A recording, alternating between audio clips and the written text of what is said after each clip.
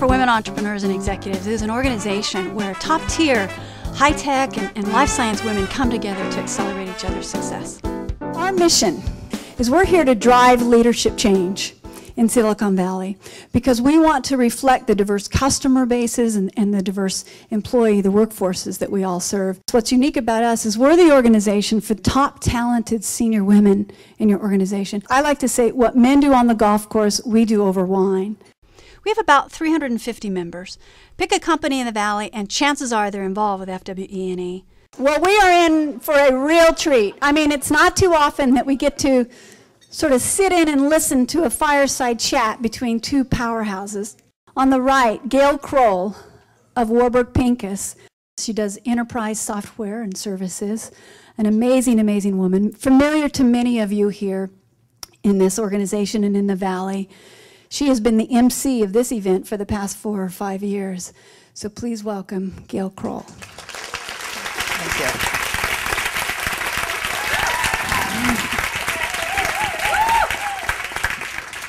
Our tradition that when we have our honoree, that her mentor introduce her. But when it came time for Marissa, when we were having our discussion, and I said, can you tell me a little bit about who your mentors are? The list went on forever.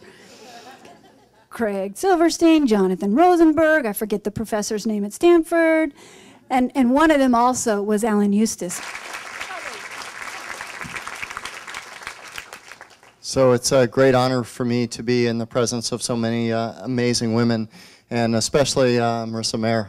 I believe the growth of the company has a lot to do with the passion that she shows for it. I can tell you right now that nobody works harder, nobody tries harder, nobody cares as much about our users, nobody feels, I mean, I honestly feel like if our user is disappointed by Google, she feels physical pain.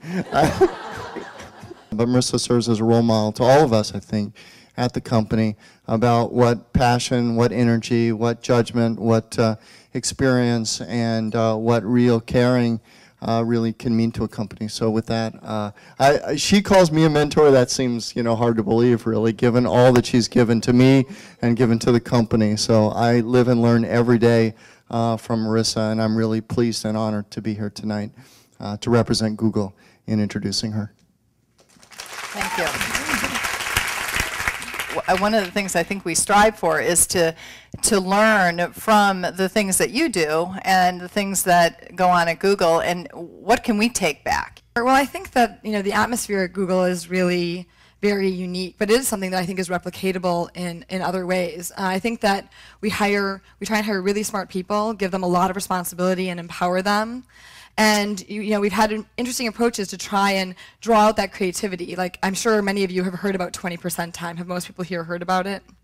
Maybe not. This is, so maybe worth sharing. 20% time is the concept that we came up with, where we just said, everyone has their project that they're assigned to work on, but for 1 day a week, you don't have to work on that. You can work on whatever it is that interests you most, that you feel most passionate about. The idea being that if we have smart people and we give them a really good set of resources in terms of computing infrastructure and so on and so forth, good designers, all of those things to work with, that they'll create really beautiful, interesting things. And some of our best products, Orchid, our social networking site, of our feature releases, how many of them have come out of 20% time? And I looked at a 6-month span, all the feature releases on the site, and 50% of them had come out of people's 20% time. How would you describe your leadership style? How would people describe you in terms of your leadership?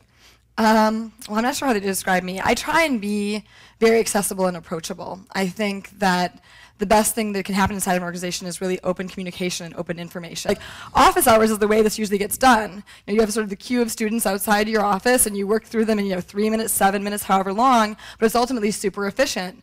And it also makes you really approachable. It means that people come to you with problems. They come to you with new demos. The number of demos that have shown up in my office hours that have ultimately become Google products is, I think, really exciting. That's one of my favorite parts of office hours. And I know that you work incredibly hard. You work long hours, and I think that's something that we all kind of struggle with, is the whole work-life balance thing. Do you worry about that? For me, work is fun. right? And I'm really lucky. I get to do what I love. I have a philosophy that I apply to myself and that I encourage people on my team to apply, which I refer to as your rhythm. And I encourage people to find their rhythm. And for most people, their rhythm is 8 hours of sleep a night, 3 square meals a day, and that's what they need in order to really be happy.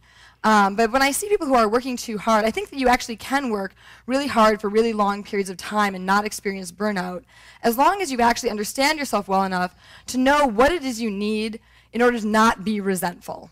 Because I think that burnout doesn't come from working long hours. I think burnout comes from resentment.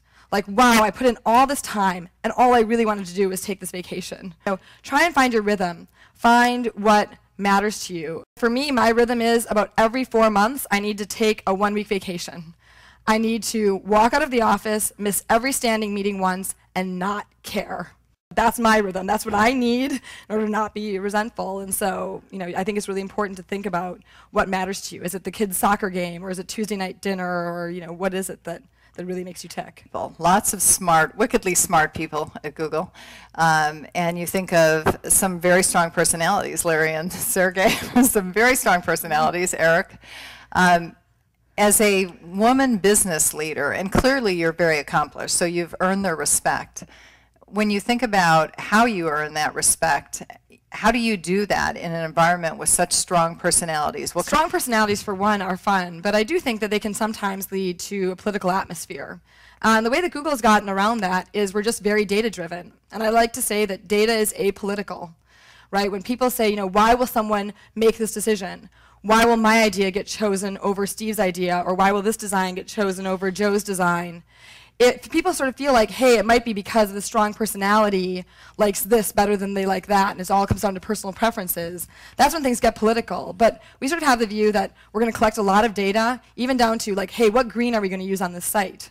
We'll say, okay, you know what, we'll just run that green, and we'll run the alternate green, and we'll see which one performs better along the metrics, and we'll make the decision that way. I was really lucky because Larry, Sergey, Eric, Alan, Jonathan took a chance on me, and maybe it wasn't even a well-deserved chance, and entrusted me with a lot of responsibility and exposed me to great management coaches like Bill Campbell, and brought me to conferences, and I met a lot of really inspiring people, and they really invested in me as a possible leader in the company, and that's, I think, one thing that really caused me to thrive. So I think it's important to be in a situation where you're working for people who believe in you and want you to succeed and are willing to make that investment.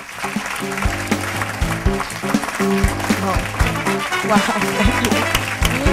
Congratulations.